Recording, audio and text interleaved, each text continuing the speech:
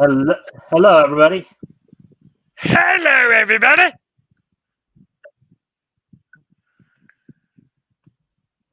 All right, so there we go with that. All right, guys.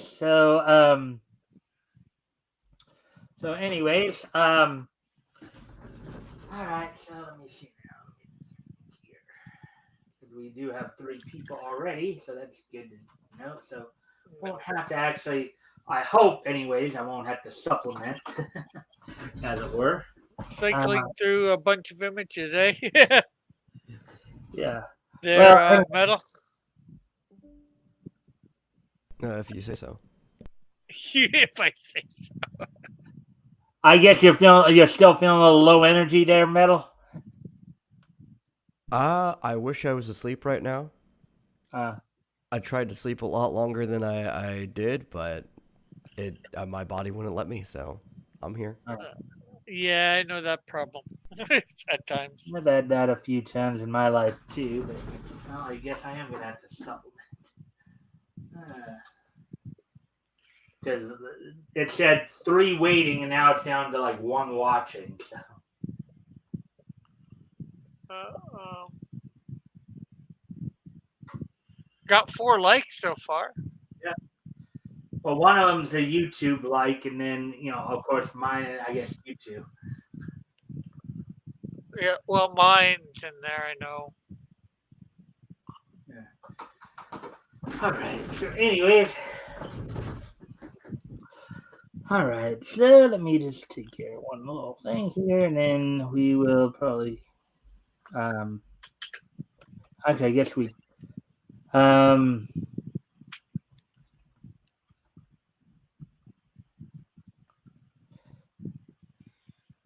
Sometimes it's difficult when you're trying to split your concentration in so many different ways. Yeah. So, are you still house sitting metal, or is that done? No, I'm home. Uh, Yeah, he's still recovering. I don't know if you saw. Oh, well, I guess he can talk more about it than I can, but don't know if you saw his two little vlogs over the weekend there. no. Oh yeah, dude. When I was out house sitting, I got a total of like 14 hours of sleep over that week. Oh, wow. Yeah. That's not good. So yeah.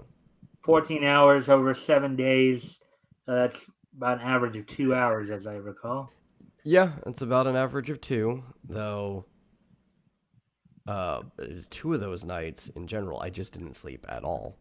Luckily, they weren't back to back, but yeah, it was oof. Well, was it because of you weren't used to the place, or? No. Like, I actually used to live at that place for a little while. It was the dogs are so used to a very specific schedule, and they're kind of spoiled by their owners, and it really messed up a lot of what I was doing. Lovely. If I remember correctly, Especially sleep. I don't know. I don't know if you were mentioning it in the video or you just told me specifically, but didn't you say something to the effect that the dogs would get to the point to where they'd be like looking at you almost whining like, "Get to bed, get to bed." Yeah, one of the dogs particularly, he is just so used to sleeping with his owner that he would like stand next to me while I was on my computer, and he would just start whimpering like a fox just over and over again, and sometimes he'd even start barking. Oh, that must have been fun if you were live streaming and all of a sudden you got the dog barking. Yeah, luckily I don't think they ever did it during the show, but my normal like the vomitorium's like within their normal waking hours, so that didn't do anything, and they usually get fed basically right after I would be done with the show anyway, so they didn't bother me about eating either. Lovely. Yeah, so, and just as a reminder, in case there is anybody else in the chat. If you haven't already, if you can like and share the stream, see if we can get some more friendly people in here. Also, So, if if anything we talk about grabs your attention, feel free to comment and/or ask questions, and we will go ahead and answer those. We'll do our best to answer those questions and comment. Hey, JR's here. yeah. Hey, JR. Hail, Lord Xenu. Hail, Princess Xena. Our only true sci-fi saviors. Please be upon them, Peace. and peace be upon them and their There, children. Joe. And he's like, "Why didn't you wait for me to show up? Wait for you to show up for what?" I mean, we And haven't even really started yet. You know, we've just been moseying along, so yeah, you still Yeah, haven't we're missed just anything. if you mean why didn't well, I always start the broadcast on time or as close to technically 5 seconds early because from what I understand, it takes about that long for YouTube to actually turn on. That's what I learned earlier on. well, We're not into the crust of the content we're going over yet, but we were actually waiting on you and anybody else who might show up. So we're coming up on 7 minutes now. I was gonna say, Metal. So are you planning if these people ask you again to host it with the dogs there? Are you going to? Probably. Ah, The reason I said yes in the first place is because, like I said, I used to live there. They're family friends. You know, like they're people I'm really close to. ah. Yeah.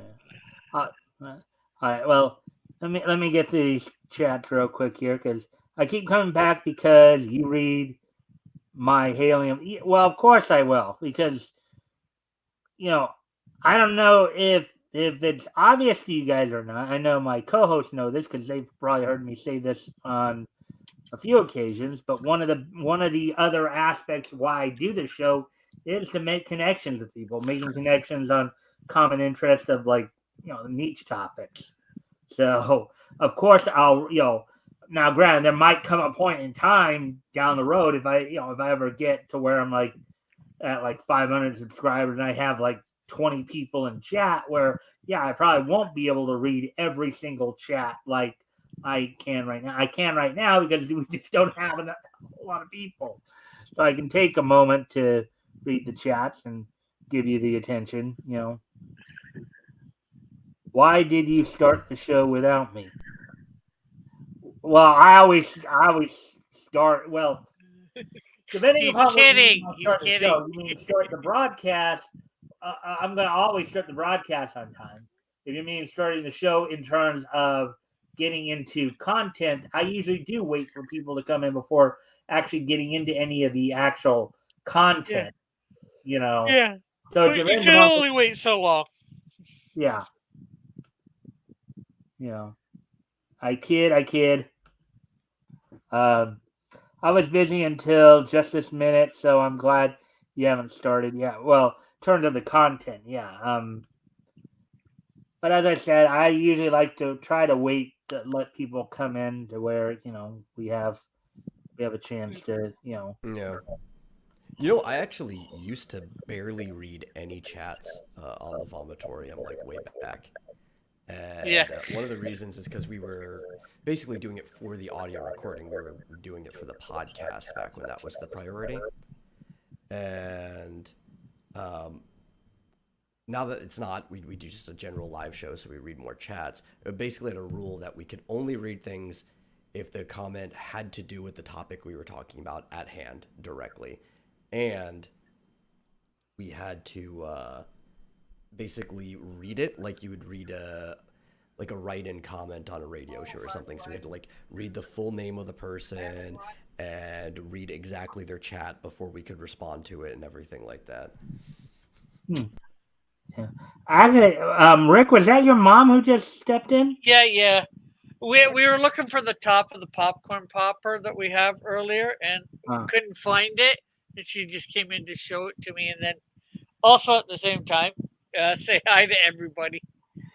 Yeah, well, I mean, if she wants to come in and say hi, if she can, if she can, if she wants, I mean, even if she wants to do it on the computer too, I don't know. Yeah. Uh, trying to get her. Well, sometimes it's easier to get her into somebody's chat, and sometimes it's hard. Yeah. Sometimes she seems that she knows what she's doing, and other times it doesn't. Yeah. All right. Well, why don't we do this now? Why don't we go ahead and go through the intros, and then we will probably now we're past the 10-minute mark, so it's a good time to probably start moving forward here a bit. So we'll do some intros. This time we'll go normal, normal, I guess, clockwise. I guess start with Rick, and then go to Metal, and then we'll get going here. So Rick, you want to do your intro? Well, I think you all know me. I am the Piper that is Cross Comics, and I do comic books here on YouTube and some other stuff. So just go check out my channel, Cross Comics. You can look for this smiling face. Yeah, and of course, feel free to share any links you'd like, Rick, to your channel or any projects you're doing or anything like that. All right, Metal, your turn. Hey, I'm the Metal. I do just about everything, but I guess pertinent to this conversation, I create a fictional series called X Dynamous Chaos on its own website. It's actually a number of different series under a single brand that you can find here. The store page where you can buy things physically, give me some money because I do like that money. Or you can find me twice a week over on the Vomitorium podcast where I talk about a lot of stuff. A lot of games, a lot of film, sometimes comics. Actually, we had to talk about comics like 2 shows in a row because there was actually interesting news about comics, but that was not often. Not often is there interesting news. Well, I even got you to tell Marsupio about what you were reading. We'll probably be getting into that here in a moment. So you can tell Rick about it. Let's see. JR being quite facetious here. Rick who? Rick, you. Yeah, and then that's the Metal. That's I guess to your store on your website there, Metal. That link right there. And then there's the YouTube channel, and there's Rick's YouTube channel. All right, so without any further ado, let's go ahead and start moving along here. So, Metal, would you like to tell Rick and JR about your experiences as co-hosts this past Friday? Like, about what we were reading, and give your thoughts on what we read and your impressions and all that. Yeah, well, we read 2 features from, if I recall, what will later be Harvey Comics, right? Right. Okay, but before you continue, maybe I should remember to do this too. Just do a little bit more prefacing. This is on me. But so last Friday, of course, we focused on comic books that were released by companies that would eventually be absorbed into Harvey Comics in 1941. They just weren't yet. Yeah. We went over Speed Comics Volume 1, Issue 4 from Brookworld Publications, and Champion Comics Volume 1, Number 3 from Worth Carnahan. And of course, the 2 features were Shock Gibson and the Champ. Yeah. So with that, I should probably remember to do that part at least before. But anyways, Metal, go for it. Sorry. Well, one of the stories, the Shock Gibson, I found incredibly silly, right? Even for other like Golden Age era comics that I've read, it was an incredibly silly. It was fun. I did enjoy it, but just the whole time I was like just laughing at how blatantly silly a lot of the stuff were, because it just seemed like it's one of those old comics where things just happen to happen, right? Like you're just rushing around from point A to point B. Here's kind of like a set piece that happens because something has to happen, and then it's very actiony and gets wrapped up at the end. We're at a train one point, we're at a steel.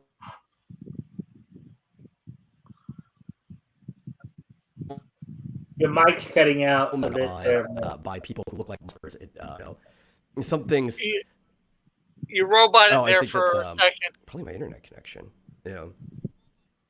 Mm-hmm. I You could said kind of hear it that on the my end train because, and then steel mill or something like that. That's when you cut out. yeah, it was like it was one of those stories where you're just at point A to point B. Like it just keeps moving from place to place. We're at a train 1 second, and he does stuff with the train. Then we're at a steel mill another second. There's terrorism everywhere by what looks like mobsters.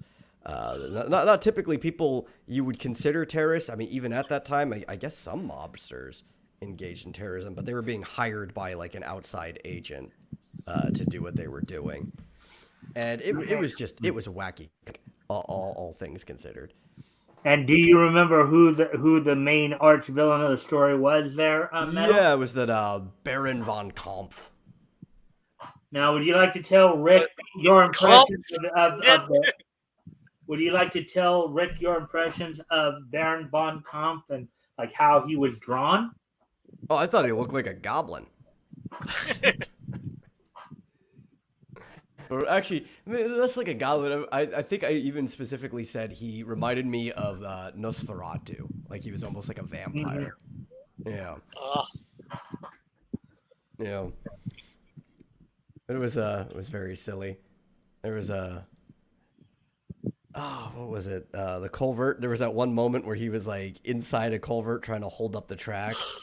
And it was just like a really awkward drawing. Like his legs were like really spread out so that he wasn't like touching the water or whatever. It was a wacky comic. I remember I enjoyed the Champ comic a lot more from a writing perspective. I thought that was actually a very well written comic, especially considering the time. I thought it was far above average, considering the typical writing prowess of that era of comics, because the character had very solid motivation. His characterization was very consistent throughout the whole thing, and everything that happened seemed to make sense to me, at least given what they established in the story. Because the whole premise of it was the like doctor who raised him and gave him the treatments that gave him his like peak human strength and ability was murdered because they wanted the treatment that he used on the Champ, and the Champ was had this strong motivation, not even just justice, right? Because you'd think like this guy was close to him, but more of fulfillment. Like this was his legacy, as so am I. So I need to go and make sure that this gets resolved, and so that I can actually fulfill his legacy by getting this treatment out to people and not being abused by these vaguely Asian people that I think were supposed to be Japanese based on the names that we were reading, but they were just all like vaguely Asian to the point that it was very hard to discern what they were supposed to be. Mm-hmm. And it was a pretty thorough story. I enjoyed that one quite a bit. Yeah. Well, let's see. As you put it, the one henchman, Kyoto, was more the phonetically correct one, or at least Kiotto as opposed to Kyoto. Yeah, unlike the city. Yeah. Yeah, and of course, what we also picked up on, and of course, I know like Tim and I have talked a little bit about this when we've covered some of the comics from that time as well, where obviously for that time period, a lot of the comic book artists for that period were kind of what we would have called them for the time period, the hard left, as it were, the liberals, the hard left. By today's standards, of course, they'd be considered conservative, but back then, it's just typical of the entertainment industry, no matter what era that you jump into.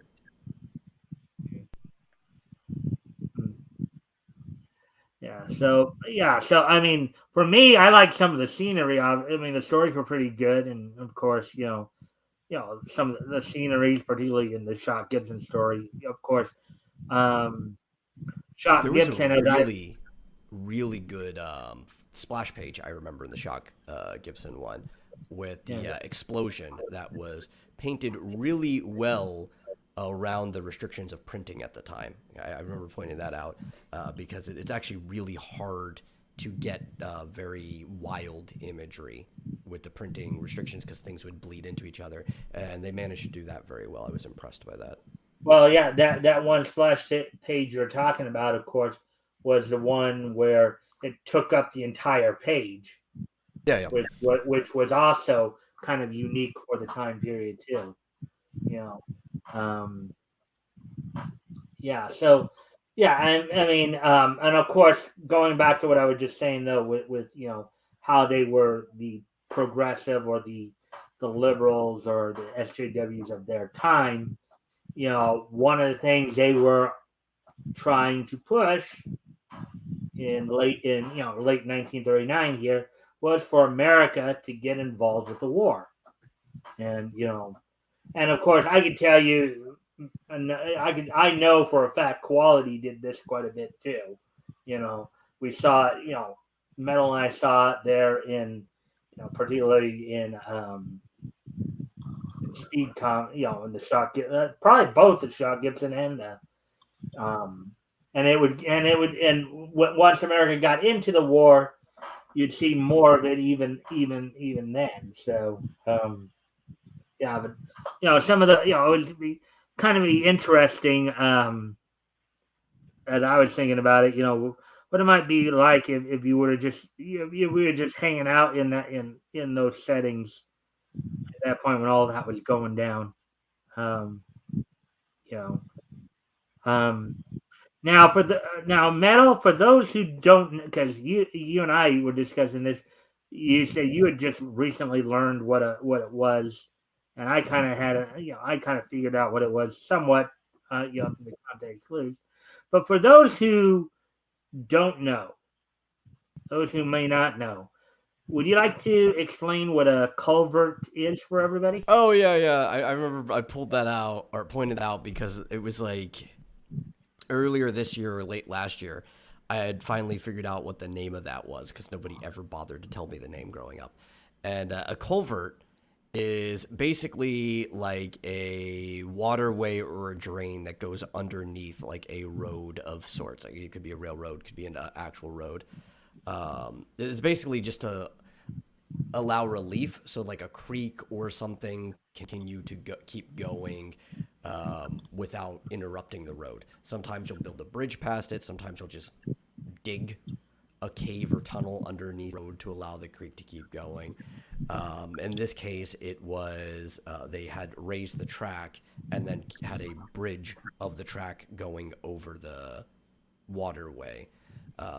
But yeah, like it's something you see everywhere. Or like sort of like in Terminator, where 2, I think it is, where he's riding the motorcycle down it with what's Maybe his name? The I'm Terminator. trying to remember Terminator 2. It's been a long time since I've seen that movie. I don't like that one as much as most people do. I prefer the first one, and I know most people prefer the second one.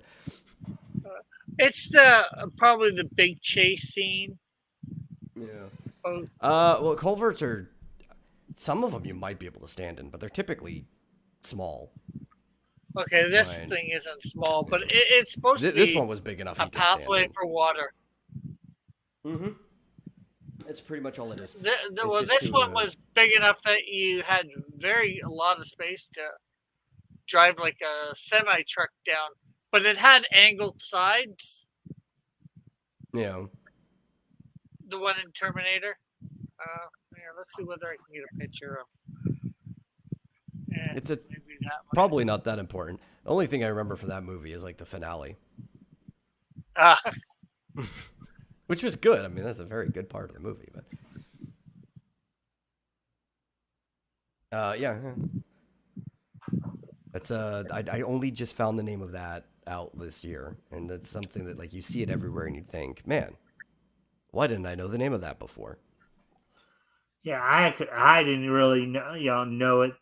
I actually thought culvert when I first saw it, I thought it was the actual tracks that went over what I was eventually told was the culvert by metal there. I thought Yeah, and I that. only found out because I was watching a video of somebody.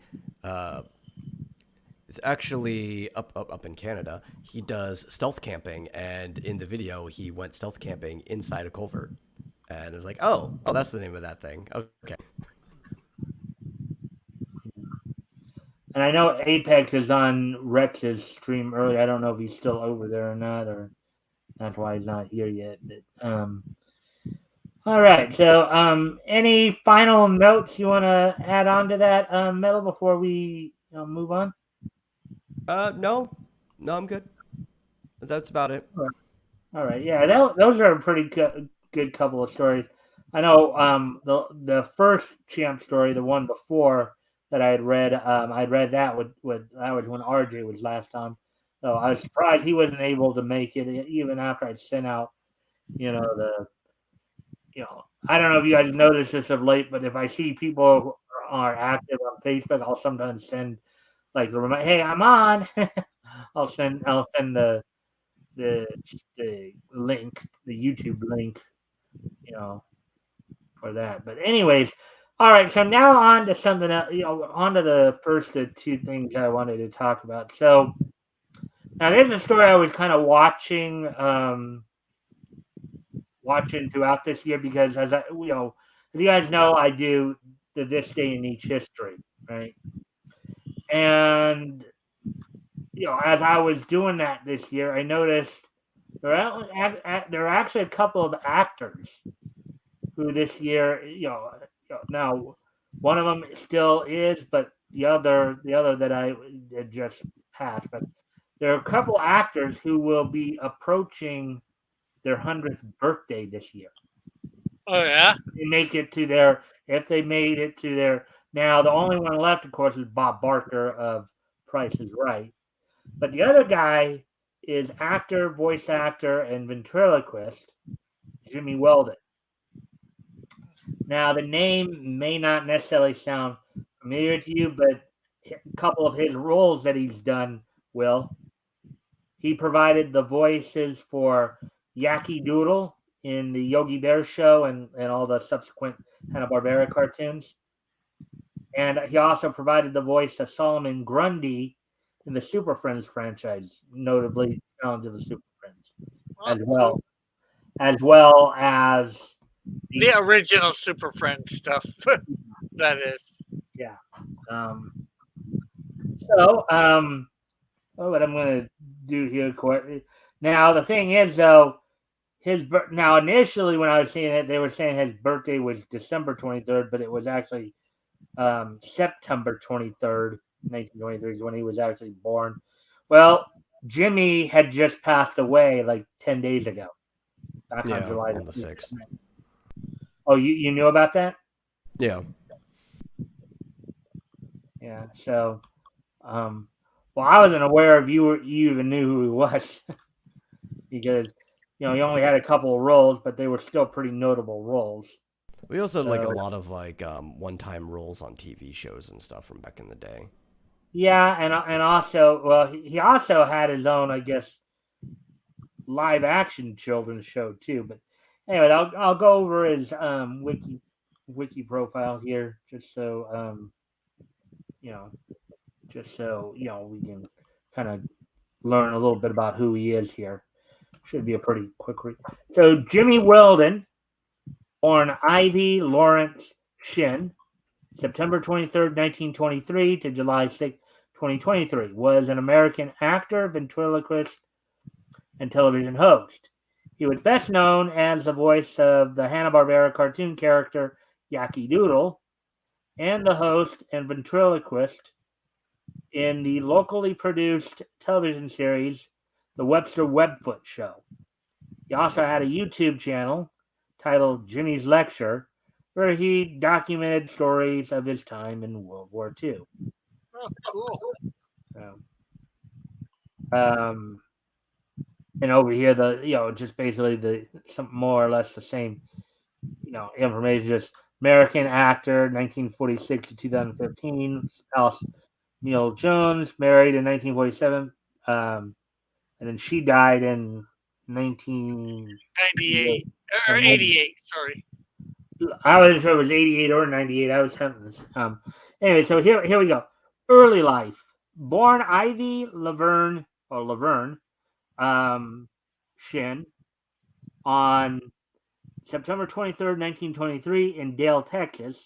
He began his career in 1946 as a disc jockey for KWCO, the radio station which began its operations shortly after he returned home following World War II. Now, Texas, so this is your neck of the woods, Metal, so I'm sure some of these... Well, I wouldn't say my neck of the woods. That's almost a state away. That's down in the Austin area. Huh.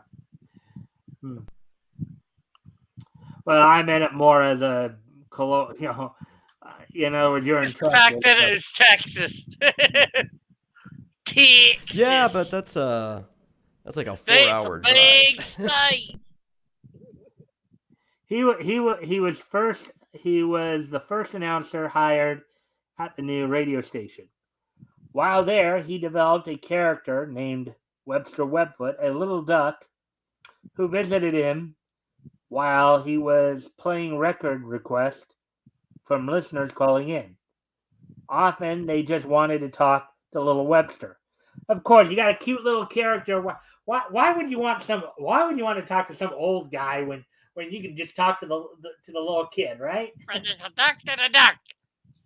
Yeah, and I'm pretty sure that Webster would serve as inspiration for Yankee Doodle later. Yeah, that'd be my guess. While there, he developed a. We did actually do a lot. They thought Webster was someone other than Weldon, and so he became an important part of Weldon's disc jockey presentations. Kind of like what R.J. Carter's doing with Marmalade. You guys have seen that. Yeah. Television acting. In 1948, Weldon and Webster Webfoot moved to Duncan, Oklahoma, where they performed on another 250-watt AM station, KRHD, for 2 more years. The big 50,000-watt radio station, WFAA in Dallas, Texas, recruited Webster and Weldon as entertainers. And Webster became a real person on television on April 4th, 1950, on the Webster Webfoot Show. Produced locally by station WFAA TV. WFAA, does that sound familiar to you, Metal? Yes, it does. Because it's in Dallas. It's a local station. Everybody catches the news on WFAA. Yeah. They moved to California on September 5th, 1952, joining KCOP-TV, which for a long time was pretty much an independent station. Obviously, in the late 90s, early 2000s, when you started having like Universal and all that, start, getting some of these stations. Channel 13 in Hollywood, and continued their television careers.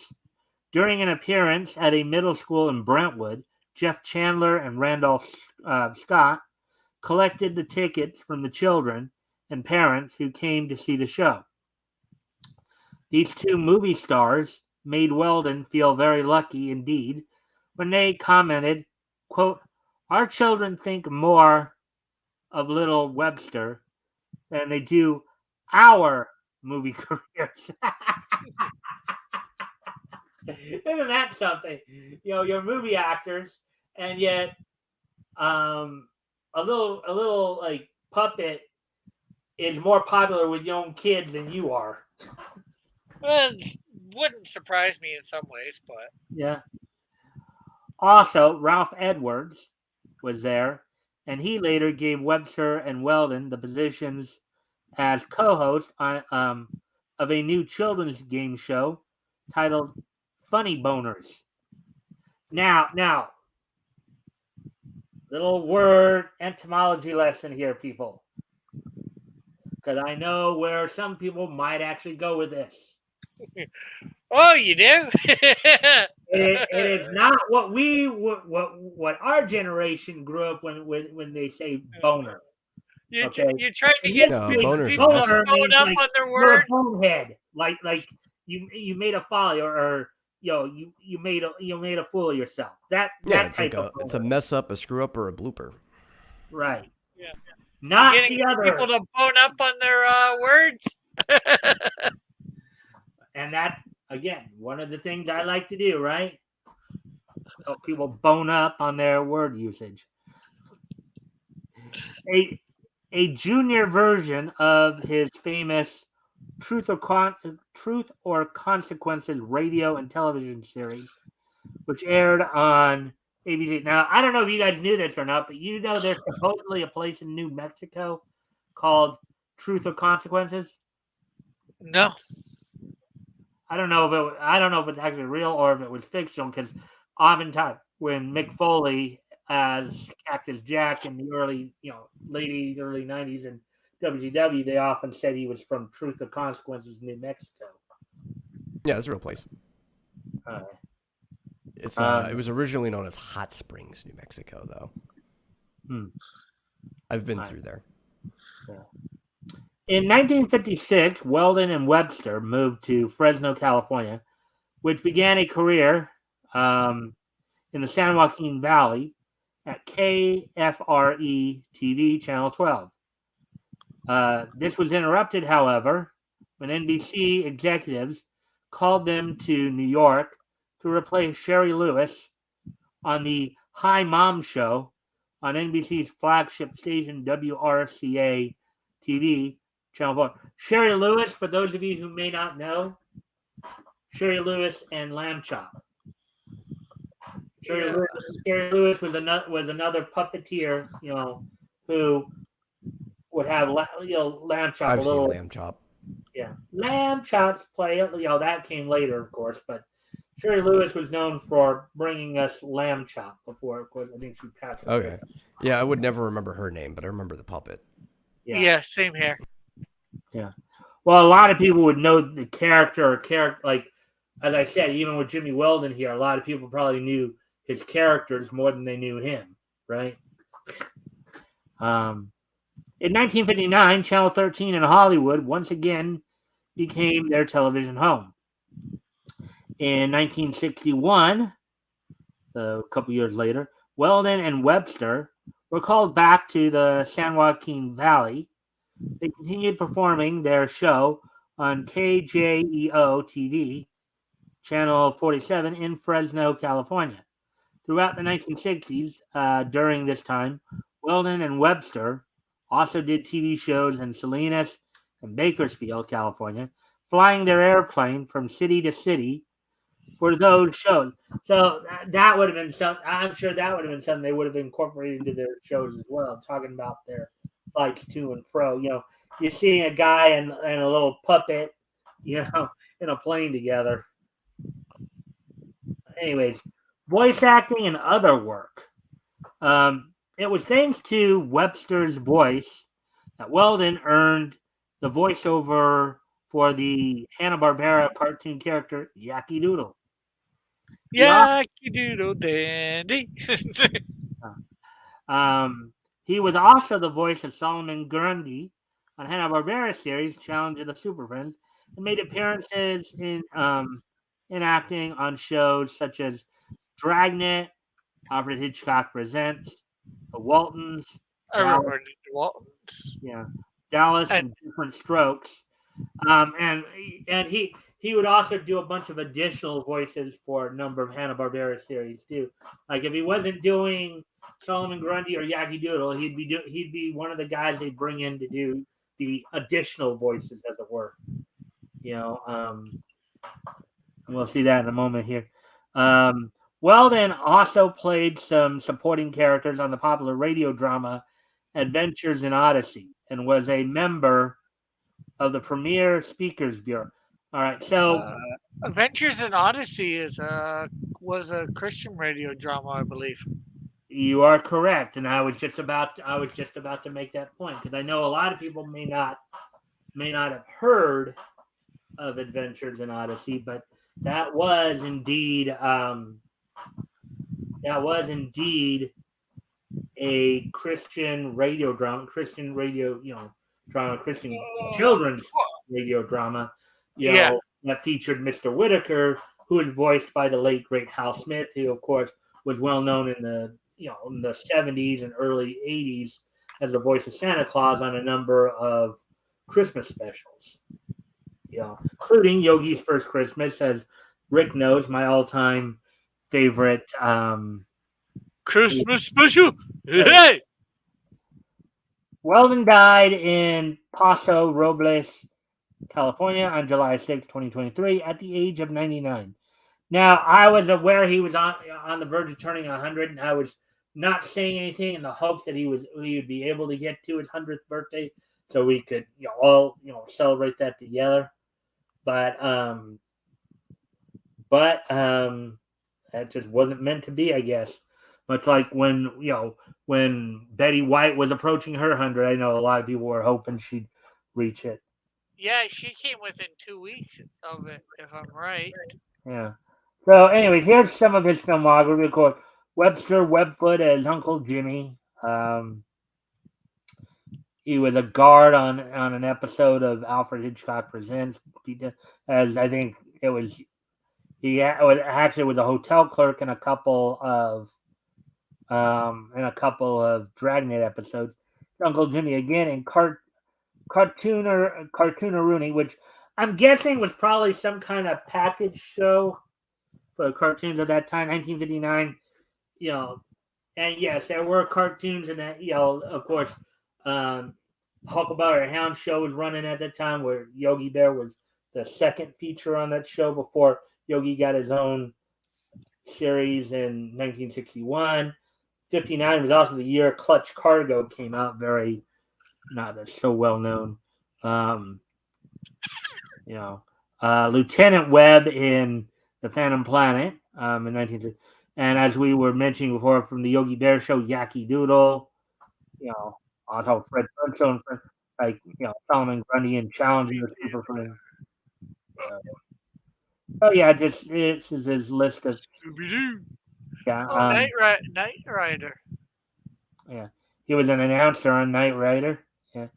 Additional, and as I told you, look here at all these cartoons he was involved with. Additional voices. When he wasn't playing Yankee Doodle or Solomon Grundy. Shirt Tails, Chattanooga Choo Choo might have been a live action one. Additional voices in Challenge of the GoBots. He was Yankee Doodle, and additional voices Yogi's Treasure Hunt. He was a voice in the Robot, A Tale of Tales, on an episode of CBS Story Break. He was in Popeye and Son, and I do know that you mentioned that you love Popeye. I do love Popeye. Yeah, Fantastic Max, Tom and Jerry Kids. So that's some of it. So what I'd like to do now that we've kind of introduced everybody to Jimmy here, I'd just like to take let's see, anybody. I'd like to take a quick moment of silence, to commemorate his passing, and just know, if ever his family ever watches this or whatever, know at least had some people who were willing to celebrate his life, and his career, and give him the proper respect he had. So we're gonna, if you guys will join me here, we're gonna do a moment of silence for the late great Jimmy Weldon.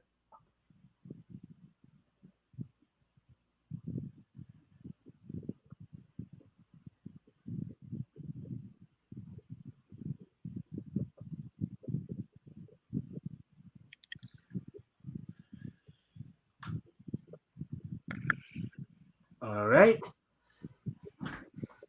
Yeah, sometimes when I do that, I know it's a little hard to figure out just exactly, how long I should, how long those moments of silence should be. So, but I do try to Anyway, so did you guys have anything you wanted to add to what we just presented on Jimmy Weldon before we move on? Yeah, well, obviously, I recognize some of the shows, which is cool. Not especially the live ones. I'm not quite sure of the characters that said he played because it's been a while since seeing them. Metal, did you want to add anything or? No, I'm good. All right. So anyway, do you want to move on to one more story that I did one story I did this past week? We've talked about stuff like this. The idea of using comics to get kids engaged in things, right? Usually for when we talk about, we usually mean it in the context of getting them to get more interested in reading.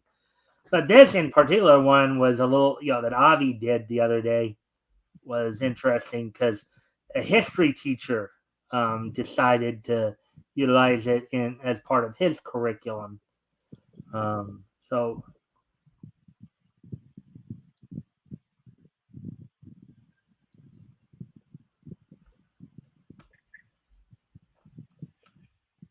I'll bring that up here.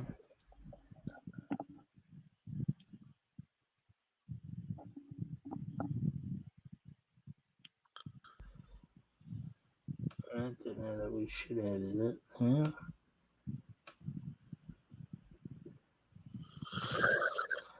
Let's see.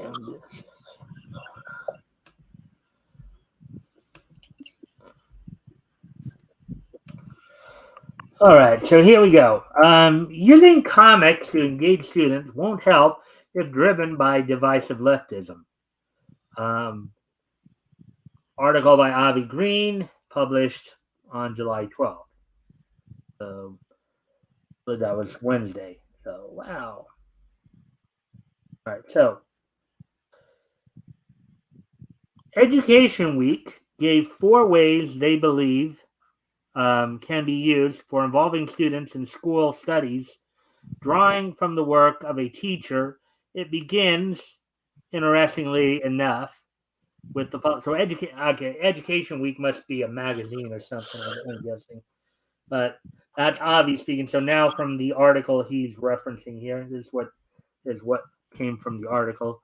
Most classroom walls display rules about arriving on time or raising hands to speak. Tim Smith's has a sign reminding students, quote, "You're not allowed to ask which is better, Marvel or DC," unquote. Even as he sidesteps fervent debates about which comic book publisher is superior, many of us would argue, of course, neither is right superior, right? Well, right now, anyways. Yeah, right now. Which one was superior?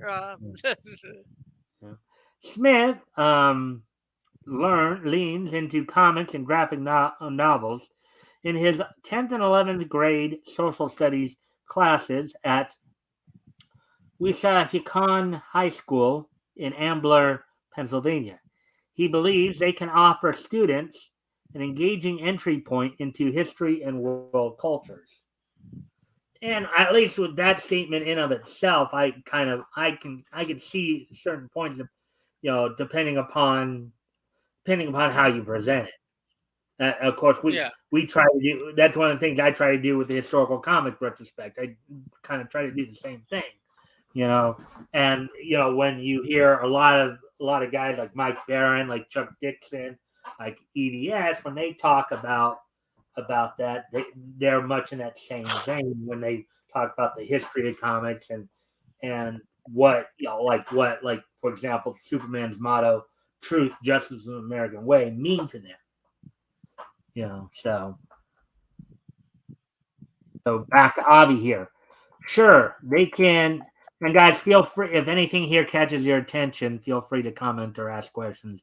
That goes for both the chat and my panel as well. Just a reminder, so guys are engaged, as it were. Anyways, let me continue here. Sure they can. If they're written honestly, but if today's comics and cartoons in schools end up produced for leftist indoctrination, then there's no point in their use. There's Avi talking now, giving his take. That said, how fascinating we're being told about this trivial argument about whether Marvel or DC is better. Because not only was it ill advised to argue solely upon the years before, both companies have become unendurable since the turn of the century due to their shift into ultra leftist propaganda. You guys have anything you want to say on that thus far? Well, it's true. Well, I wouldn't say since the turn of the century. It's been about, I don't know, 10, 13 years. They were still half decently good at the beginning of the 2000s. It's, maybe around 2010, 2015 that they started going a Oh little. no! They've been going downhill. I'd actually probably agree around the turn of the century, but it really didn't become evident until around like 2006. But that's still earlier than when you're putting it. Yeah. Um, But I forget when I read up till. So, I know I read into the thousands for a bit. Probably for DC, I'd put it around the New 52, which I'm not sure when that was now. No, 2008. So, I read a bit of that. It was all right, but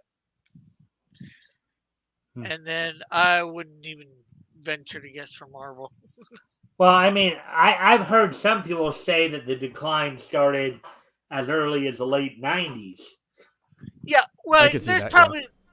There's probably things that you could see to say that things were declining in that respect. Obviously, sales were coming off, but that's because unfortunately people were thinking about using comics as investments, but forgetting that to make a comic worthwhile, it needs to be years. Like Action Comics #1 didn't become worth, what, 20 or 30 million till 50, 60, 80 years later. Right. Because you could, back in 1930, back in like April, May of 1938, you could buy an Action Comics #1 for 10 cents. Yeah, and it wasn't going to go up, in 2 years to like $1 million. You'd be lucky in 2 years or 10 years if it was more than 10 cents. Still, if you could get a copy, that is. Right. So maybe it went up to $50 or whatever. Still, it was a lot of money back then, $50, but Mhm.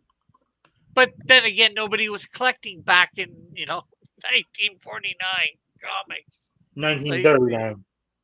No, but I said 10 years later. So Oh, yeah. nobody was collecting comics like they do nowadays back in Oh yeah, 1949. and those people just them out. That's why those old comics are so valuable. Mhm. Yeah. All right. So continuing on here, then, let's see. But decades before the bizarre, let's see.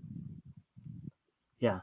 But decades before the bizarre mistake made in these quote unquote fervent debates was that they didn't seem to be based on story merit at all. They were just over whether specific characters and their titles were cooler or had better superpowers. It didn't add up to merit in the slightest, and that's what brought down superhero comic sense. Well, what do you guys have to say about that? I could kind of agree, especially Yeah. talking about when I think everything ultimately went downhill, where it hit the head was Civil War for Marvel, which was still the worst thing to have come out They have not topped that, as bad as things have been this last decade. And part of that is because the people working on it didn't care about the story. They didn't care about characters. They kind of just changed the characters to work however they needed them to work in that story, even though they would have had different opinions all throughout their history up to that point in the story for no reason. And that's kind of just giving people free reign to do whatever they want because people read it anyway, thinking like, well, look at the cool powers and the people and the battles that are happening in it. I didn't mind Civil War too much. I think probably one of the worst storylines, although it wasn't all the way through it, is probably and again, I haven't read it. I did read Civil War, but is making Captain America a Nazi. Well, Although actually, Secret Invasion was probably Fawcett Comics did have a character called Captain Nazi who was an enemy of Captain Marvel. Yeah, but I'm talking Captain America making him into a Nazi like they did what was it, 10 years ago or less than that? Yeah, and that's pretty bad, but it kind of started in Civil War when they made him a dumb redneck for no reason. Matt, let me ask you something you might know. Was Civil War the story arc where Jean Grey had supposedly turned Bobby Drake gay? No. That was after 2014. That. Yeah. Because I know RJ Carter had RJ from Critical Blast had pointed out that was something that was really kind of frowned down upon by a lot of comic book readers too. Oh yeah, no, that was bad, but like stuff that happened in 2014, which 2014 is kind of what ended up spawning Comics Gate, even though the name wouldn't come around until 2017. All that stuff was already after things had hit the head, and people just weren't really paying attention until right. Like there was 2011, which was horrible for me because that was when X-Men versus Avengers came out, and that's when they made Carol Danvers Captain America. And just like they did with many characters in Civil War before that, they kind of just changed her personality overnight for that comic. It's like they shoved a broomstick up her butt. And it's like ever since just about Civil War, we could say they were priming it before that, but around 2006 at Marvel specifically, they decided that they could just change the characters at will, right? And all of the personalities we've had in the comics currently, like the way Tony acts, even the way Cap acts, making him a Nazi and stuff, all of that comes from Civil War. Though. Like that's the personalities we've had for them since then. Now, Civil War was that the story arc in which was basically that was kind of the war of the superheroes, the mutants versus the regular superheroes? No, that was X-Men versus Avengers. This was the Superhero Registration Act, so this was Captain America versus Iron Man and the people on their sides. Okay. But that Civil War also directly gave us One More Day, because One More Day came out of the events of Civil War, which is what broke up Spider-Man and Mary Jane. Civil War also priming for it because they needed excuses to have Hulk and Thor off-world for Civil War to work. They set up Planet Hulk and Thor Ragnarok that happened around the same time. Immediately after One More Day 2, Hulk comes back for World War Hulk, which is still the worst Hulk storyline. Parts of Planet Hulk were okay, but World War Hulk is the worst Hulk storyline to have ever happened, even worse than when She-Hulk became Hulk recently. It's everything's just been a downhill mess since then over at Marvel. And then 2 years later, we have New 52 coming out, 2008, and things have kind of been downhill for DC since. So they were only 2 years off from each other. All right, so getting back to the article here. And despite what's told here, few mainstream comics today are dealing with serious history or foreign culture unless it's selective. I think we'd all agree with that, wouldn't we? Yeah. Yeah. Because I think basically the statement that is basically saying is that they're in that particular case they are using it to indoctrinate. So this going back to the source article that Avi is referencing here. Quote, and people say that's real history. That's capital H history, unquote, Smith said. His response, quote, yeah, so is Captain America #1, unquote. Published in 1941, just months before Germany's attack on Pearl Harbor, the comic depicts a shield wielding hero punching German dictator Adolf Hitler. Once the United States entered the war, Captain America became a symbol of America's strength, values, and resilience. Smith tells his students. That's partially true because there were a few others that also did that. Superman for DC. Actually, in fact, Rick, I think you and I even discovered a similar hero to Captain America. In fact, it wasn't this past. It was the week before, right? Yeah, just the Shield by what will become Archie Comics, MLJ. Enterprises, yeah, and from Pep Comics #1. Yeah. 21 issues after that, of course, Archie would make his debut. So, yeah, but it doesn't become Archie Comics still for quite some time. Right. It goes through Blue Ribbon and Red Circle still. Well, Blue Ribbon was the name of one of their comics as well. Yeah, but I think it was also an imprint. Although I could be wrong with that too. It doesn't hurt. Oh, go ahead. No, I was gonna say maybe it could have been a title from one of them as well. I don't know. It's been a while. It doesn't hurt that comic books are clearly having a pop culture moment, giving Smith a way to bond with his students as they geek out over their favorite characters. Okay. There and then Avi speaking here. Their moment, in quotes, has had its day in the sun. Now that comics, movies are on the decline, comic movies. Okay, I think it's supposed to say comic movies, but on the decline. And even prior to that, mainstream comics themselves were long on the decline in quality. Of course, that's what we were just talking about earlier. But seriously, while Cap once was revered as an important pop culture symbol for the USA, as was Superman, that ceased being the case over 20 years ago, so 2003, when Joe Quesada and Bill Jemas set Steve Rogers along a path of political destruction, exploiting Kirby Simon's creation for the sake of far-left propaganda that did more harm than good. All right, well, what do you guys have to say about that? I'm not sure what to say because obviously I don't know what exactly they're talking about from 20 years ago myself. Metal, you have anything that you want to? Oh, sorry. I just sat back down. I missed like the last couple minutes because I figured out the reason my computer is roboting is because it's very, very hot and I had to go and grab a fan from the other room to put on it. I was only just informed. I was like, why is it so hot in this room?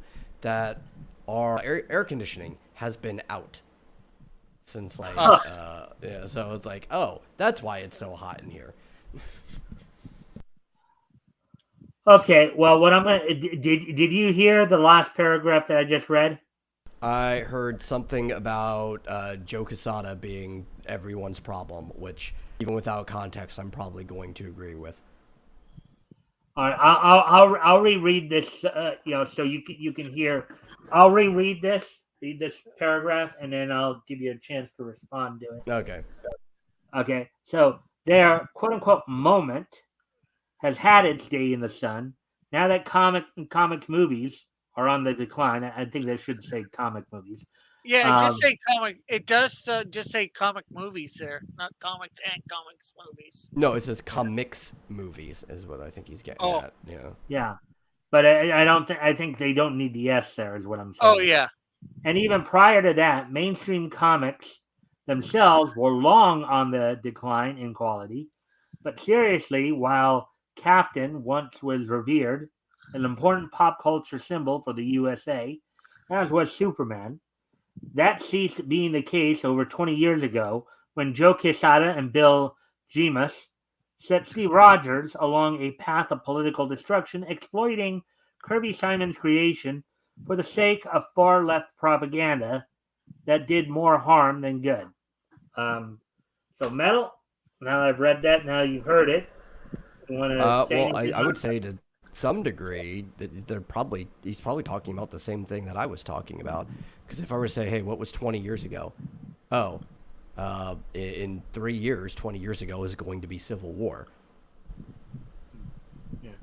Yeah, 20 years ago. Yeah. We're in 2023, so that would be 2003. So yeah, so in 3 years, I'm thinking Joe Quesada and Bill James anniversary. came in 2003, and they were the architect. What you might argue then is that they were the architects of Civil War. Is that where you're going? Well, to some degree, right. The actual real architect was Mark Miller, but these two had a lot to do with it as well, especially with the side stories. And then also Quesada got even more power in Marvel after that point. He only got more influence as time went on. Yeah. And here's an older panel from. And then I guess this is Avi speaking again here. By this point, the examples of leftist exploitation of Cap could surely fill a whole ocean liner, and it's unlikely to stop. Now, here's an example of what was in discussion in this teacher's classes. So, what, Mel, you have anything you want to say on that statement? No, actually, because I could even jump further. I don't think Cap's been good since they thawed him out. He should have just stayed in the past. Because every single, because originally he just aged up, right? And then they did like the whole reset, and then he had to be put into cryo freeze so that he could be around at the time that everybody else was. The whole retcon was stupid. And ever since they tried to make him a modern hero, he just has not clicked. And these guys just made him even worse than he was before. But he's almost only been used for propaganda for like the last maybe even 30 years. Okay, so getting ready to move on here as this last sentence says. Now, here's an example of what was in discussion in this teacher's classes. So this from the source article that Avi is reading from. 1. Analyze political cartoons. This is a social studies staple. One of Smith's favorites, a cartoon printed during the women's suffrage movement, showing a mother heading out to vote while her husband is at home caring for their children. The picture isn't exactly flattering to suffragettes. Quote, we have this whole conversation about strong women, unquote, and how they might have been perceived when the cartoon was first published. It's really hard to be flattering to suffragettes unless you want to show them putting dynamite underneath train tracks. And I guess this is of course, the writer of the article, not Avi, but the source article here, talking here. As an involved father in 2023, Smith tells his students, okay, so I guess they're referencing the teacher here. He finds the cartoon is also, quote, anti-male, unquote, because it assumes that caring for children is burdensome and menial. Quote, when my wife goes out to work, goes out to vote or work, in brackets, we're okay. I'm not babysitting my kids. I'm with my children, unquote, he said. So this is Smith responding to that. So. Yeah, but it just says he's taking care of the kids. That doesn't mean he's babysitting them. he's with his kids and he's taking care of them. Yeah. Just like Well, this That's also. what the last. I have. I don't see the they didn't show the comic, so Well, it says anti-male. To me, it sounds even more anti-female, right? Because they're saying, well, now the guy's having to do the thing that the woman normally has to do, and it's like, is she babysitting her kids? Because if you're putting this like swap placement framework in any case, whatever you're saying about the man in that situation, you're saying is normal about the woman in that situation, which to me paints the picture more that it's anti-female, right? Like that's actual misogyny right there. Yeah, you make it a very interesting point there, Metal. yeah, it's just first of all, without seeing the comic, you can't say for sure too much. But from what's being said here, it's like, okay, she's going out to vote. Like in some ways, unless it's gonna take 5 hours to vote, why can't you throw the kids in the back of the car, or whatever? No, it actually probably might take 5 hours to vote. The further, if we talk about the case of the cartoon in which it was written, it took a really, really long time to process everybody's votes back when everything was only handwritten ballots at local locations. Right? Yeah, well, it took a long time to process, but depending on the lineup outside, of course, obviously, you'd go in, you'd check it, you'd put it in the box, and then you'd leave, right? Yeah, That sure. depends. If you lived in the city, you might actually be in line for hours. Yeah, well, right. Like metropolitan area where the population is quite huge. I don't have a problem with this though. Right, this section right here. Now, if it starts getting into the other comics, which the article might get into that as we continue, when it gets into things that were written just for entertainment, then I have a problem. But this idea of dissecting a political cartoon, political cartoons are specifically made to be dissected, and that should be a part of a sociology class. Now, you could say that the teacher's perspective on it's wrong, but that's part of education. You should look at the multiple perspectives. We don't need to be dissecting a Superman comic in quite the same way. Well, I think that also depends upon which Superman comic you're talking about. Because we're talking about he's like, there's many union busting and pro-union comics for Superman. There were times where he was used as a political entity too, depending on the writer throughout his entire history. Yeah. But then they did that a lot more back they did that quite a bit back in the Golden Age too. Yeah, as I said, throughout his whole history, you've had people come in and out wanting to do stuff like that. Yeah. So, anyways, back to Avi here. Funny they should talk about anti-male in an era where even anti-females become acceptable among the far left crowd via transsexual propaganda. Men are being emasculated and parental rights are under assault. So to make any complaints about past propaganda like the above doesn't do much good if the present isn't taken into consideration.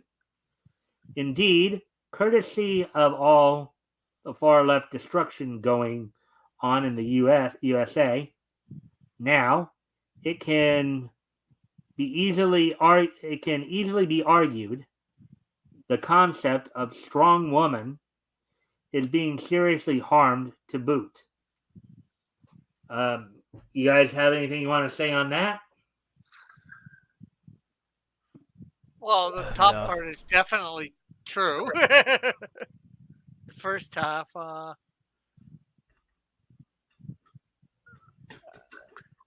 you think that transgenderism is, I guess, lessening the meaning of what being a strong woman is? I think it's lessening the meaning of being a man or woman in general. Either strong or weak doesn't matter. Yeah. Right, so moving on back to the source article. 3, and even I don't know why he didn't put 2 in there. Maybe 2 didn't really have anything to do with what he was getting at, but 3, use historical comic books. So Smith also uses graphic novels to teach history. One staple, Medaya Mom, a free digital comic, tells the story of a real but anonymous mother's experiences in Syria's ongoing civil war. The comic was produced by Marvel and ABC News. A comic produced by Marvel and ABC News. What Yeah. does it? Okay, knowing you guys are comic book writers, artists, and all that creators, does that somewhat raise a red flag to you? Well, it would nowadays for sure if it was. Yeah, If this if you is have to look at the modern. current entity. Honestly, I think more news outlets should be using comics to get historical information to people. In fact, if there were enough of them, it wouldn't matter if some of them are propaganda because you'd have enough sources to filter against each other. But yeah, if we're talking about like specifically the current entity of Disney, owner of ABC, yeah, that's a little sketch. Yeah. All right. So anyway, so quote, it's a vehicle to take these complicated, huge historical events and boil it down to one mom, unquote, Smith said. Quote, that's why Anne Frank is so powerful, right? Unquote, he added, referring to a 16-year-old Jewish girl who died in a concentration camp during the Holocaust and whose diary, written while in hiding from the Nazis, is among the most well-known first-person accounts from the period. Yeah, the other thing I was gonna say about the part before, it depends on how accurate they're telling stuff because you take say something like you know that we had on the airwaves for years, Laura Ingalls, Little House on the Prairie. Little House on the That's Prairie. that's supposed to be based on her books, right? But But they added a yeah, lot to it. Yeah, I yeah. know what you're talking about. So are they? How much are they adding in these comic books too? Right. You know, Or taking Yeah, I away get it. because yeah, that too. Laura's family was bigger than the one in the actual show. Yeah, Yeah. I used to read those books. I liked them a lot. My Well, mom would yeah. sit down I and read mean, them. yeah. the I sh- haven't read them, but my mom did, so she told me well, how different they were. yeah. Well, originally, of course, um, the original Little House on the Prairie, the original TV show from back in the 70s, early 80s, took quite a number of, you know, creative liberties because they end up being in, because I haven't read the full books, but I've read some like synopses on the books and stuff like that on Little House, and the show depicted the Ingalls family as being in Walnut Grove a lot longer Oh yeah, no, than they actual. every book was almost a different location. They moved all over the country throughout her life. Yeah, and yet they only highlighted maybe two or three of the moves in the show. Yeah, and most of it wasn't the whole family moving. It was just Charles going off somewhere to work, and the family stayed at Walnut They're actually Grove. down here in the Dallas area for a little bit during her life. Yeah. So, anyways, My favorite book is the Great Winter. I think that's the best one. If anybody has to read any of Ingalls' books, they should read the Great Winter. yeah. All right. So, anyways, getting back to the article here, he's also a fan of March. Uh, Hold on. Hey, Shadowhawk. Oh, Shadowhawk's here. All Yeah, he right. just showed up just about almost as soon as you started reading. So Huh. Oh, sorry, it's the Long Yeah. Winter, not the Great Winter, but it's a good one. Well, I think in the show they did actually they actually did there was an episode I think in that they did um they did part of that feature book, that, probably. yeah. Yeah, they undersold that though because that Long Winter was a huge event for the country. It basically lasted half a year. Like everybody was snowed in for a long time. And that book is actually one of the best documentations of how life was during that time. Yeah. So If you haven't already, if if you guys can like and share this thing, see if we can get some more friendly people in here, that'd be appreciated. Also, if anything we talk about grabs your attention, feel free to comment and or ask questions, and we will try to answer the questions to the best of our ability. With that, well, as we continue on here, um, he's also a fan of March, a series of graphic novels chronicling civil rights movement through the eyes of one of its leaders, the late Representative John Lewis, the Democrat out of Georgia. And he shares the Spider-Man comic that tells the story of September 11th, 2001. It's set like the rest of the series in New York City. Yeah, I think I remember that was a pretty famous one where they basically had all the heroes just standing around, looking over the wreckage of the city, if I recall. Wasn't that a cover for that at that time? Something like that, or a poster or whatever. Yeah. Quote. Which Oh, go ahead. which really makes no sense, because if all that was going on, those heroes would be doing something. That might have just been again the less way to just minimize their heroics. Well, actually, I know a guy who's got a really good theory on this. He teaches comics in school, right? Rick, you've met him a few times. Twitless, right? He's over on Matt Reese's channel a lot, and even when we're talking about Civil War, we're tracing things back. He personally believes that 9/11 ruined comics, right? And I actually really like his theory. I agree with it a lot, because ultimately Civil War was even a late reflection of 9/11, right? It's years later, 5, but a lot of these people lived in New York.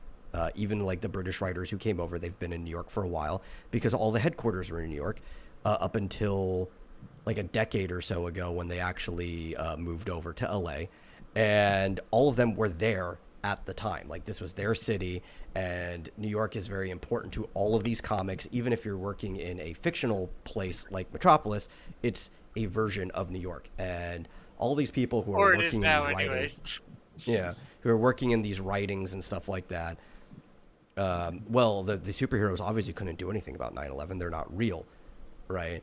But their fictional worlds have to reflect their real world, and a lot of them were resentful towards the superheroes for not being able to do anything about 9/11, and that's why everything got dark in like every comic universe after that point.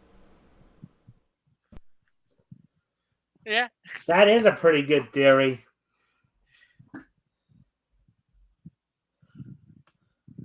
Yep, you have to thank Twitless for that. He makes a good series called Super Schooled that people should check out. and that's on the whatchamacallit. They've got right? a website. I can drop the link for it. They've got their own website. All right. So continuing on here, as you're showing. So, quote, it actually is a really powerful comic, unquote, Smith said.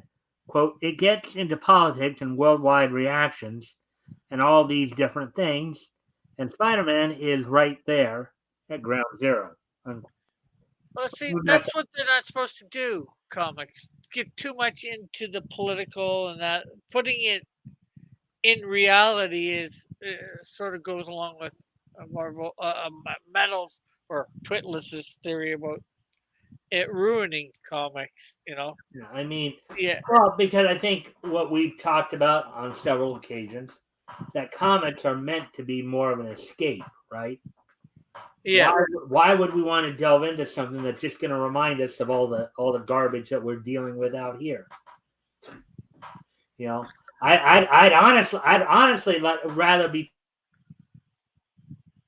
I found myself, drifting onto like Themyscira or something like that, and and having all those lovely Amazons at my beck and call, as it were.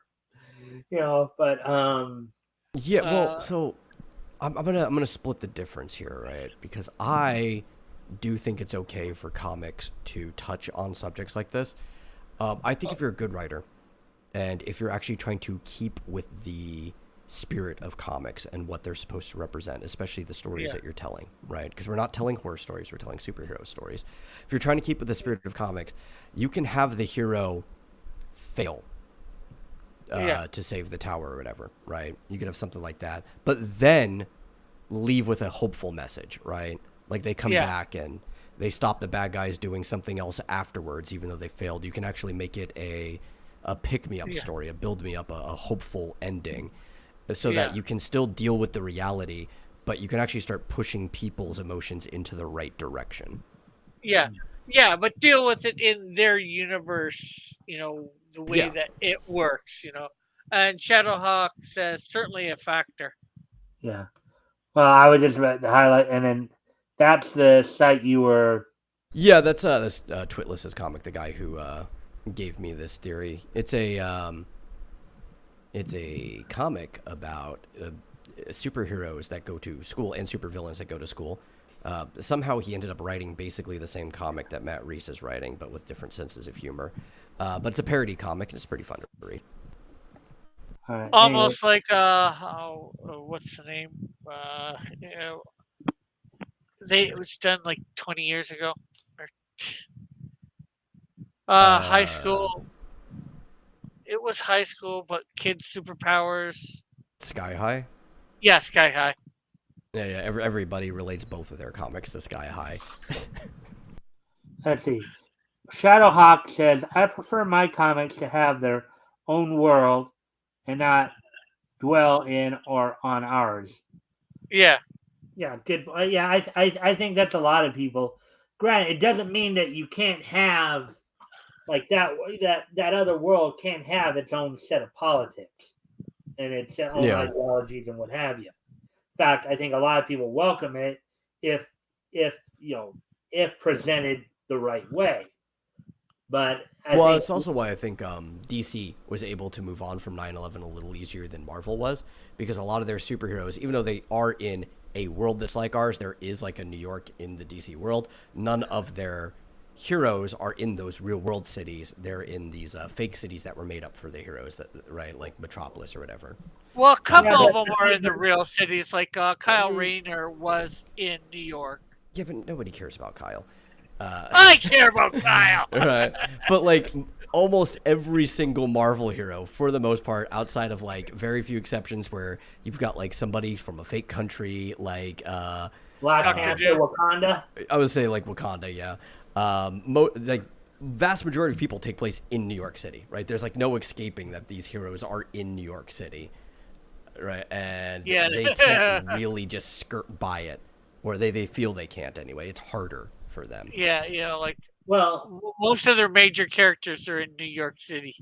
Yeah. Well, I mean, DC, even though they have their own universe, and a lot of the heroes have are in those what we'd call made up cities, as it were.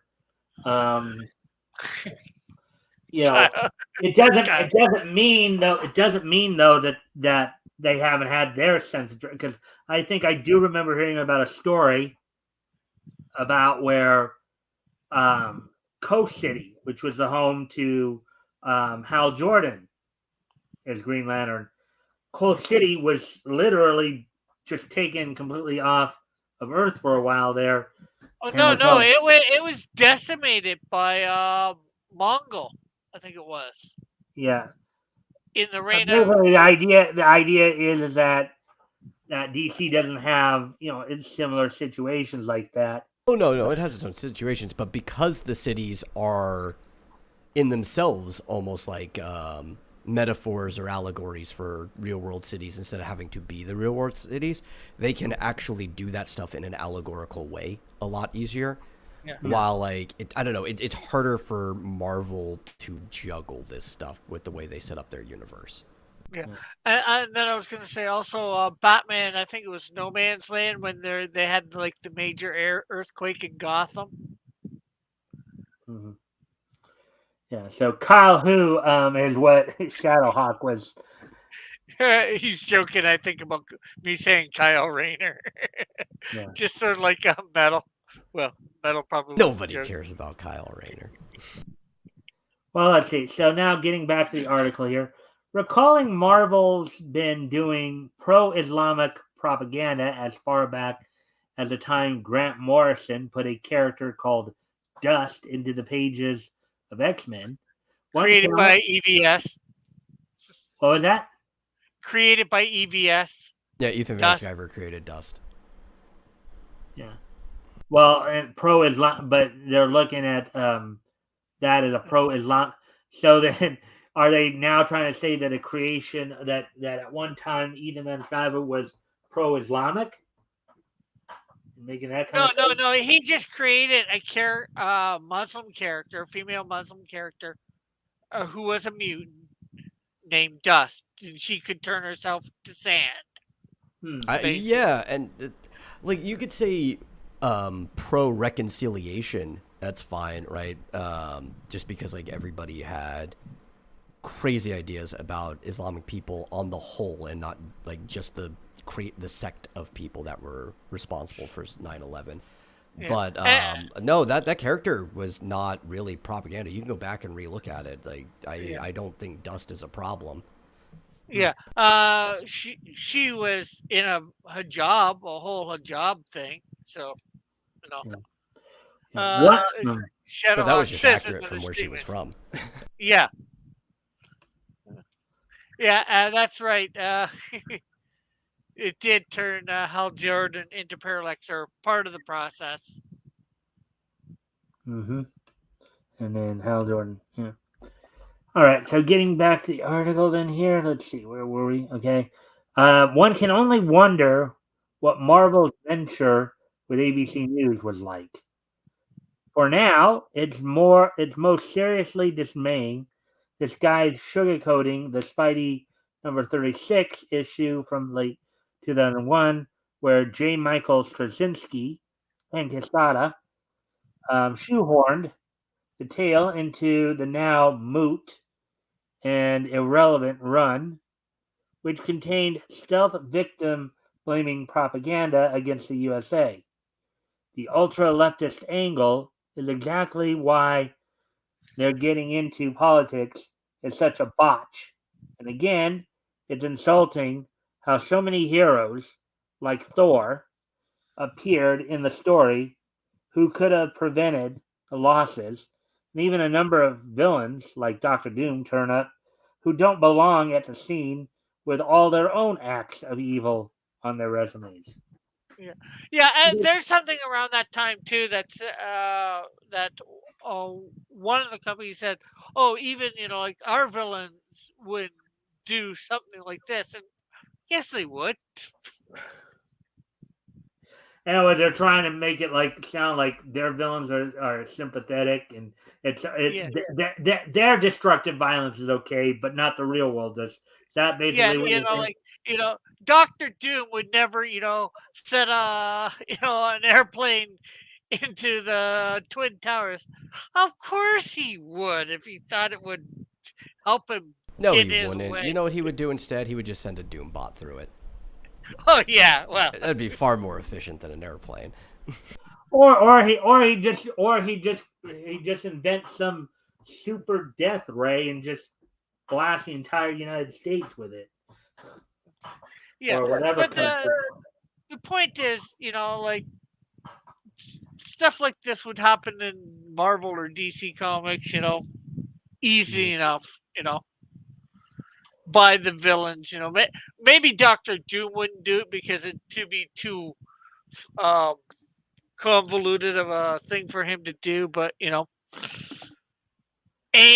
was going to say AIM or somebody like that, that has a little bit more few members, or a lot Dr. more members. Demonicus might. I could totally see Dr. Demonicus doing that. And calling the violence in Syria a quote-unquote civil war is downplaying the seriousness of the issue considerably, even if it's a case of one jihadist movement against the other. So that's Avi's take on the last paragraph. Going back to the source article here, Smith's students also make their own comic book creations, including an international spin on Captain America. Students choose a country and then create its superhero, figuring out what they would look like, what their origin story would be, and what their powers would be and what they do with them. Now, when I was reading that part, it reminded me DC did that. They did that with some European heroes that Batman worked with. Most notably Percival and the Squire, I believe. Yeah. Well, also Batman did that in trying to create Batman Inc. Yeah, well, I don't. From what I understand, Batman Inc. came later, but what I was thinking was back in the Silver Age, Batman would work with some European heroes, and I know that the Knight and the Squire were two of that set. Yeah.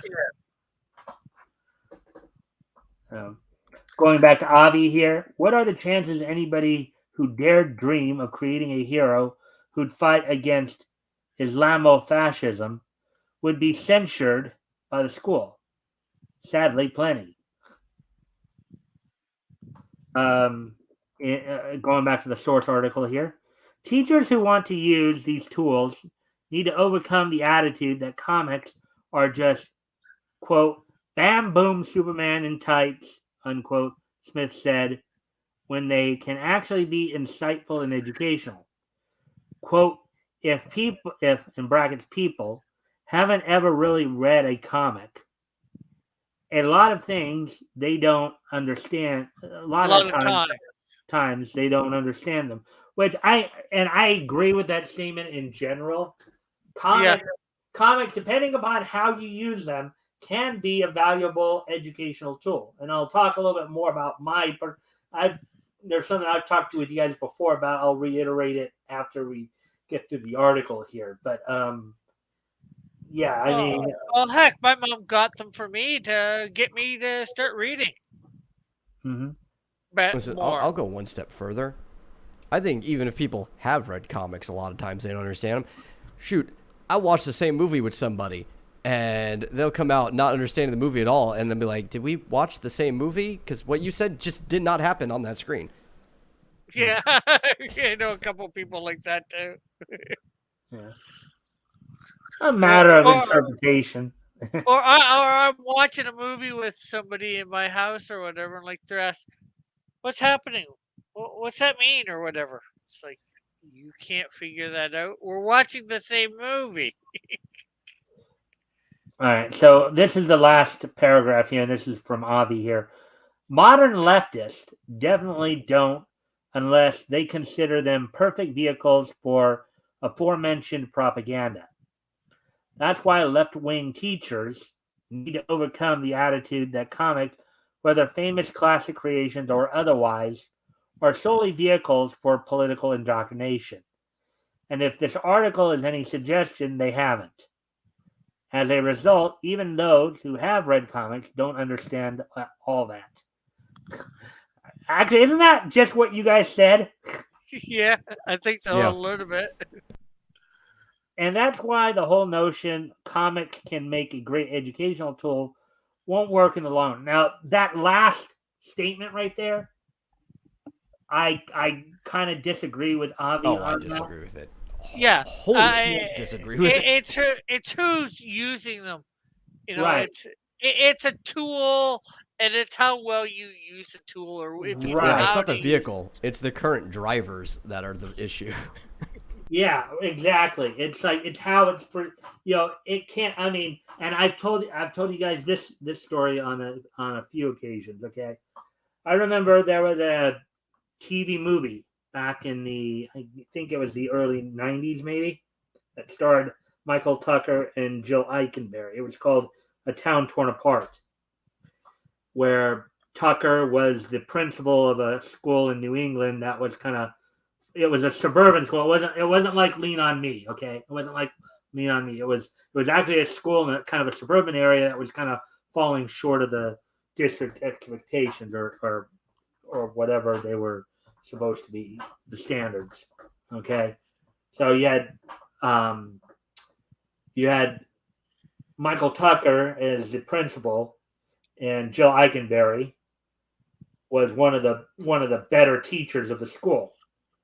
And and he put her in charge of trying to get some of the most troubled kids, some of the kids who are like more than, let's say, 2 years behind in terms of their reading level, together and try to get them caught up.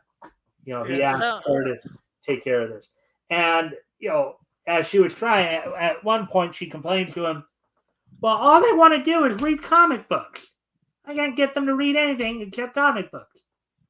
And he says to her, so let them read comic books. They're reading, aren't they?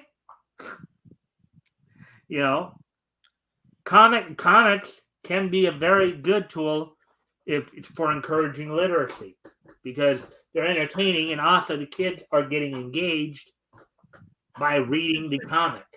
Yeah, and you can learn sort of what certain things mean, like characters are named stuff for a reason. Like Juggernaut. Yeah. What is a a kid might think, what exactly is a Juggernaut? Oh, a Juggernaut. Oh, that guy's a Juggernaut? Oh, I see now. A big guy. Well, yeah, it's more than a big guy, but an unstoppable force, and stuff Right. like that, an immovable object, all that sort of stuff. It's like, and of course, as you guys have both been co-hosts on my shows before, what do we often talk about when we look back to the Golden Age? What's one of the things I pick up on a lot in terms wording. Of, the wording, the word usage, and how they spoke more formally in some respects. Back then, the word usage, So I mean, comics can be. It again depends upon who's using them. It depends on how they're presented, who's using them. Just as with anything in life, it can be used as a tool for good or a tool for evil. Yeah, and it can teach writing. You can teach writing techniques. Like can you spot the good writing? Can you spot the bad writing? Stuff like that. Oh. As me and Metal and Tim probably do a lot when we're doing the comic retrospect. Well, Metal was sort of discussing it tonight, even about the first story versus the second story that you guys read. Well, I wasn't saying the first one was bad writing. It was silly. It was very silly. But the second one was definitely a notch above where most things were at that time. Yeah. I accidentally erased something that I shouldn't have erased. Or I'm sorry, closed out a window I should not have closed out. So one of the things for my history segments, for my history. That's good. Especially probably since we're getting close to that time with it being. Yeah, I'm about to get to that now. So what did you guys think of what we talked about tonight? Good. It definitely interesting, Although one guy that unfortunately died not quite close to his 100th birthday. It made me wonder. Although he's got a few more years to go than that guy, whether Shatner will make it to 100. Well, I guess we'll wait and see. I mean, there is as I mentioned earlier, there is another actor who is getting close. Yeah, Bob Barker, the former host of Price is Right. He'll be. I wouldn't call him an actor, but although he's he's a celebrity. He's definitely acted. He's been in a couple things. He's also actually done. I guess the reason he's in the 2023 animations is because I guess he has had some appearance. He's made some guest appearances, I think, on like Simpsons and stuff like that. Okay. Well, I know he made a guest appearance in what's the name of it? With Adam Sandler. Happy Gilmore, where they and they got into a fight. That was one of the best scenes in the whole movie. Yeah. Now, normally he's playing himself, so although sometimes it's a bit far fetched how he's playing himself, like Happy Gilmore. All right. So with that, as you were mentioning, Rick, we are coming down to the end. So what we're going to do now We're going to take a look back at this weekend in Nietzsche history. So, History and history. 2015, 23. And all right, so without any further ado, let's get to this weekend in Nietzsche history. And first off, we are going back 100 years today, 100 years ago yesterday. Oh wait, That's really long time. 100 years.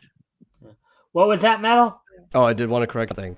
Bob Barker actually started his career as an actor. The first two things he was ever in before The Price is Right, he actually played characters. Oh, okay. All right. JR says, "Hail history."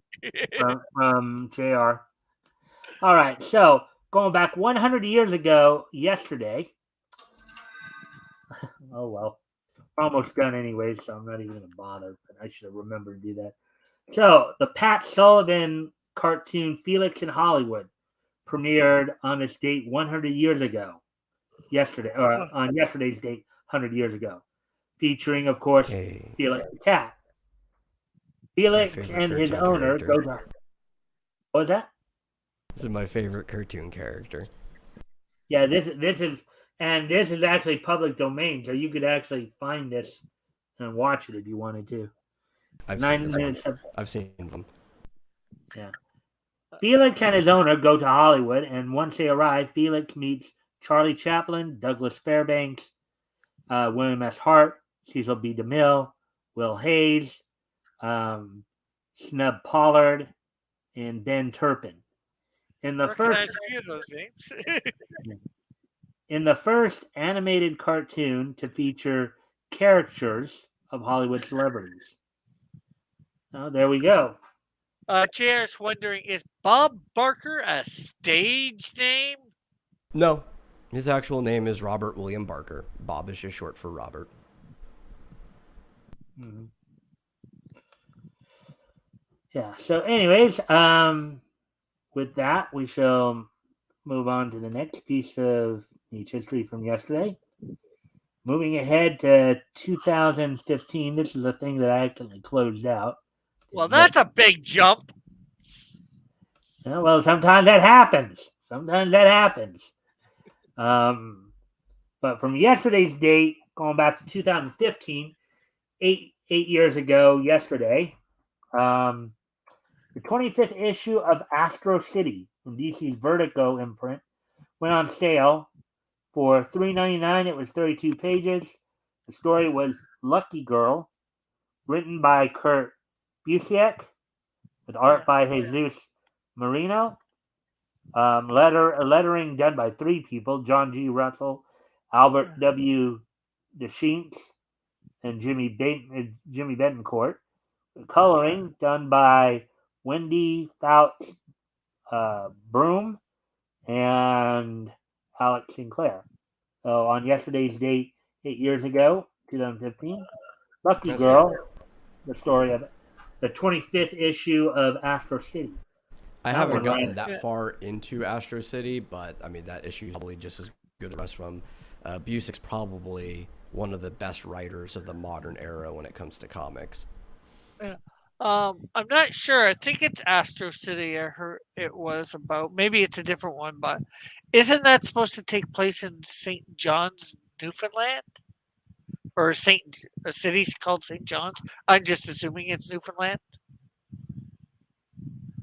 I'm trying to recall. Because I think...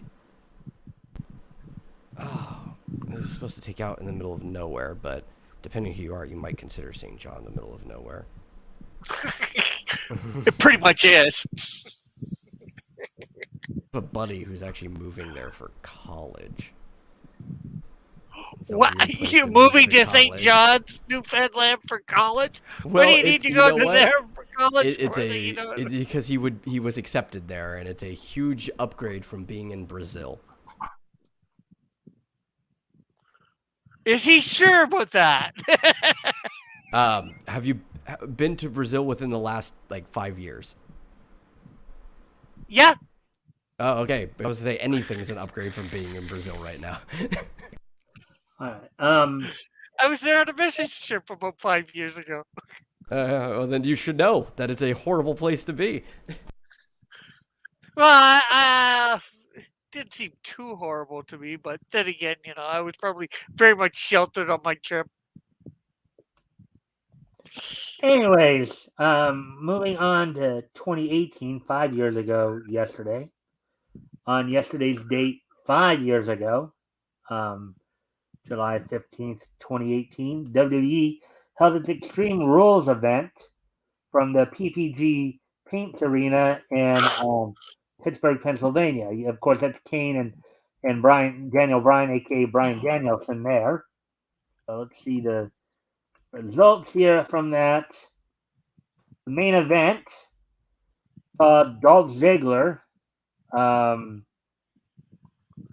retain the WWE Intercontinental Championship in a 30-minute Iron Man match, winning five falls to 4 over Seth Rollins. AJ Styles defeated Rusev for the WWE to retain the WWE Championship. Alexa Bliss defeated Nia Jax to retain the WWE Raw Women's Championship in an Extreme Rules match. Extreme Rules matches, I believe, are just a fancier way of saying hardcore matches. I understand. Let's see. The Bludgeon Brothers of Harper and Rowan, of at the time the Wyatt family. Harper, of course, the late great Brody Lee. Defeated Team Hell No, Daniel Bryan and Kane, to retain the WWE SmackDown Tag Team Championships. Shinsuke Nakamura defeated Jeff Hardy for the United States Championship in 6 seconds. Carmella defeated Asuka for the WWE SmackDown to retain the WWE SmackDown Women's Tag Team Championship, with James Ellsworth being suspended above the ring in a Shark Tank. Harken back to the days when the Horsemen did that with J.J. Dillon. Let's see. For the WWE Raw Tag Team Championship, the B team of Bo Dallas, Curtis Axel, Joe Hennig, the son of Kurt Hennig, defeated Matt Hardy and Bray Wyatt to become the new WWE Raw Women's. And in the pre-show, saw, of course, Andrade Almas, who's currently Andrade El Idolo in AEW, defeating Sin Cara. And then also the team of Sanity of Eric Young, Alexander Wolf, and Killian Dane, defeating the New Day of Big E, Xavier Woods, and Kofi Kingston in a tables match. So there you go for that. Now, going back 40 years ago today for our next and last piece of Nietzsche history here. JR, yeah, I know there's the 2 different towns. I'm pretty sure the one that's in Astro City, if it's Astro City, is St. John's. It's got the S on it. Actually, also, I think my friend's not going to St. John's. I think he's going to St. John in New Brunswick, which is a lot better weather-wise. Yeah. No, I'm actually pretty sure Astro City is in the desert in America, because it's supposed to be where an asteroid had hit. It's like somewhere in New Mexico or something is the fictional town, but it's based off of like a real place. Okay, because I thought there was some one that was through it. Well, this one wasn't through like Vertigo, but an independent comic thing that was called Astro. Was Astro City at any point some sort of independent comic? Oh, Astro City has been through quite a few different things. I think it was even under Image at one point. It's jumped around. And it's taken a long time for it to get as far as it did. Gap between issues. And going back to Kurt Busiek for a moment, I do know I did read an article where he was one of the guys who was complaining about how modern comics weren't selling as much, You're saying that he's one of the best writers of modern times here, but isn't he also kind of a bit of an SJW or no? I don't know. I haven't followed too closely on his personal stuff. He might be, but he's one of those people where it doesn't really show in his work, right? Like he might talk the talk off of it, but when he actually writes stuff, it's really good. All right. So, anyways, moving on to the last piece in each history. So, going back 40 on this date, 40 years ago.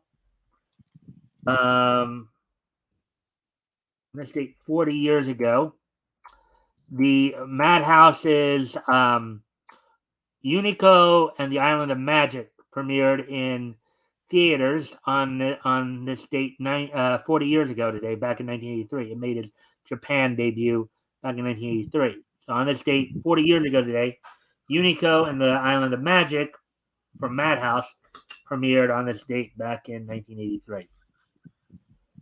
So with that, I thank everybody for being here tonight. I hope everybody enjoyed the show. Got a lot out of what we did. If you guys can stick around for post show for a couple minutes before we head out. With that, I thank everybody for being here. We'll be back tomorrow with getting started on the what's gone on over the weekend with the Niche News, wrestling wrap up, and of course this day in Niche history for tomorrow. And this Friday, RJ Carter will be joining me as we will be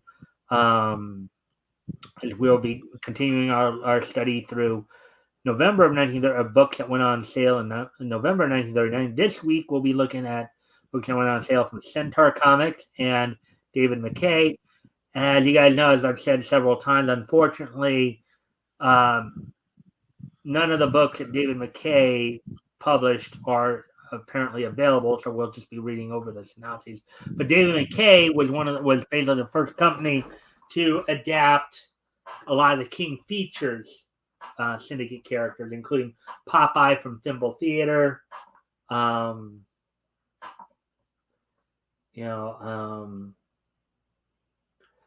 from Thimble Theater, the Phantom, Mandrake the Magician, Flash Gordon. So with that, I thank everybody for being here. And I hope to see everybody back here tomorrow. Bye. It's only a day out.